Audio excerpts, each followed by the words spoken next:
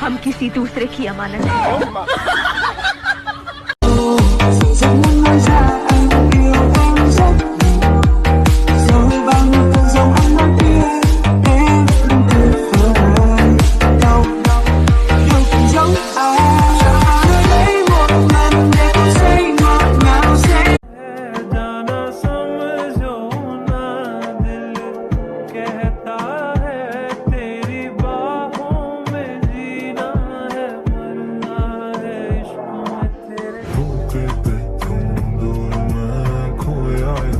প্রস্তুত থাকতে হবে যুদ্ধের জন্য। আমরা যে যুদ্ধ আমরা ভুলেই গেছি। বর্তমানে তো ঘোড়া টোরা নাই, এখন প্রস্তুত করে রাখতে হবে একটা মোবাইল, ঠিক কিনা?